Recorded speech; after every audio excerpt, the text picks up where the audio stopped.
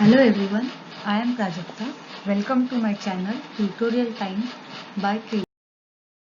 Today we will learn about shell scripting. So what is a shell? A shell provides you an interface to the Unix system. Now first we will see what do you mean by interface. Interface means it is a means of communicating with the operating system. For example, we human beings use language to communicate with each other. So like that, shell provides you an interface to communicate with the Unix operating system. Here, the second point is it gathers input from you and executes program based on that input. So in shell, we can provide some commands, programs and give that as an input. So whatever is the input, according to that input, the Unix operating system will give you the output. When a program finishes executing, it displays that program's output. So if you are given any command, the shell will interpret that command, and according to the command it will give you the output and it will be displayed. Shell is an environment in which we can run our commands, programs and shell scripts. So there are three options. Either you can give commands, you can write programs, or there is a shell scripting that you can do using shell environment. Now what is a shell prompt? The prompt $is called the command prompt and it is used by the shell. While the prompt is displayed, you can type a command. Shell reads your input after you press enter. Now first we will see one example, then you can understand. So the prompt that is used by shell is the $. So for example, I have used here $date. So my command is date command and the prompt is $prompt. So when the $prompt is displayed, you can type your command. For example, I have typed your command date, and you after typing the command you have to press the enter button. So I will type here $date and press enter button. So what will be the shell do? The shell will interpret the command that it is the date command and you have to display the date. So the shell will display the date for you. So $date will display the date in day, month, time and year wise. It determines the command you want to execute by looking at the first word of your input. So your shell prompt is able to execute the input by looking only at the first word. A word is an unbroken set of characters, spaces and tabs separate words. So what is a word? Word is a set of characters. And if you want to differentiate one word from the another word, you can either use the space bar or the tab key. Now we will see what do you mean by shell types. On Unix there are two major types of shells. First one is the brownish shell and second one is the C shell. So the brownish shell is determined by the dollar character while the C shell is determined by the % character. Now we will see the subcategories. So brownish shell has four subcategories: brownie shell SH, corn shell KSH, brownie again shell BASH and PO6 shell SH. And similarly we are having C type shells also, as subcategories are C shell CSH and TENEX/TOPS C shell, that is TCSH. Now we will see some basic commands that you can use while using the shell. So first one is the echo command. The echo command is used for printing. So like another programming languages, we use some data that should be displayed on the screen for the user. So here the command which will display the data for you is the echo command. So here the $prompt is there where you will type the word ECHO and you will give the message whatever you want. After space you can type that, and after pressing the enter key you will get the message printed on the screen. So in this example, $echo space I have entered my message as welcome to shell scripting, and after pressing the enter key I have got that printed on the screen, that is welcome to shell scripting. Now the second command is print using variable. So the same echo command can be used, but I will use a variable to store my message. So variable means what? Any variable can store any message or string that you can use in the echo command. For example, $var. So $var is a variable here and equal to sign I have given, and in double quotes I have written the message welcome to shell scripting. Now I am assigning this string welcome to shell scripting to the variable $var. So in the echo command, instead of writing the message, I will only write $echo space $var. So $var is the name of the variable, and when I will press the enter key I will get the message welcome to shell scripting. Now the third command is to create new file using cat command.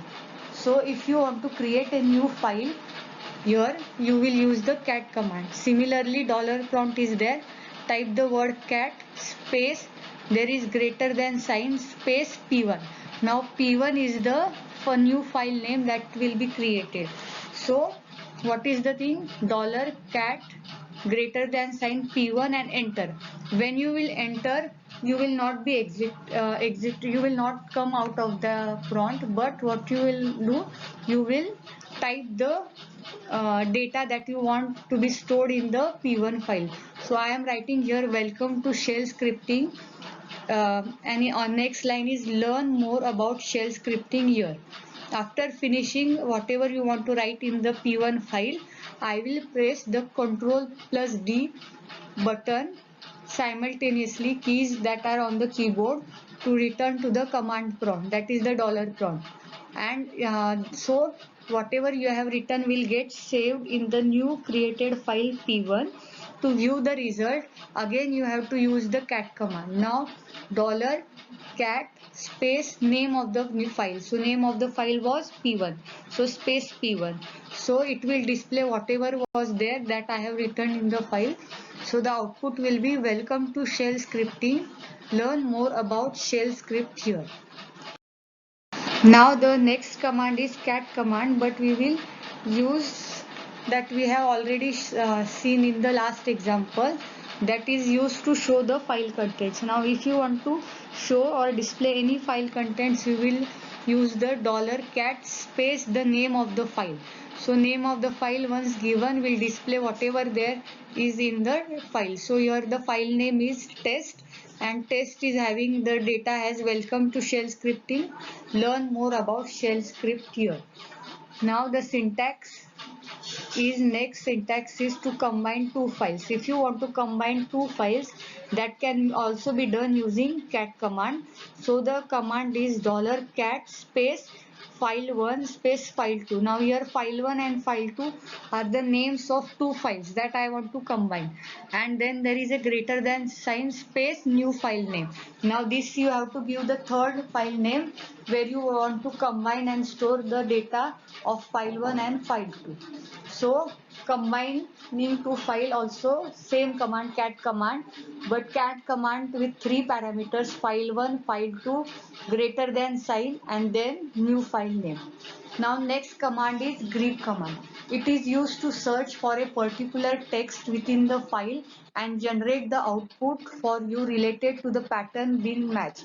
Now if you want to match some pattern in your file, so you can use the grep command. So for example, here on the $prompt type grep space the word that you want to match. Now I have typed the word RIP space the name of the file.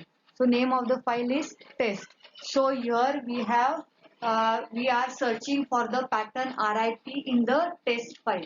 So in the test file I have got two words with the word that is the pattern RIP, that is scripting and script. Now the next command is listing files, that is ls command. if you want to see the list of files on your Unix or Linux system, you can use the ls command. It shows the files or directories in your current directory. Now on the dollar prompt, if you will type ls and press enter key, you will see all the files and directories in your current directory. Current directory means what? In which you are currently working. Now next command is same ls command with the -r option. Now your -r is case sensitive. You have to write the capital R. Small r if you will write, you will get an error. So you can use ls space -r to show all the files, not only in the directories but also in the subdirectories. So -r will display all the files that are in the directories as well as in the subdirectories. Now the third one is, if you want to view the hidden files, you can use the -a option with the ls command. So on the dollar prompt, press ls space -a and press the enter key, and you will see all the hidden files also. Now the next command is deleting files. If you want to delete the files from the system without confirmation, you can use the rm command. Same dollar prompt, you will type rm space file name and press the enter button. So the file with the name you have given will be deleted. Now the next command is moving and renaming file. To move a file, if you want to change the location of the file, you can use the mv command. So on the dollar prompt, type mv space file name. Now this file name is the file that is already there, and space new file location. So the location, the path you have to view where you want to move that file. Now the second option was for renaming file.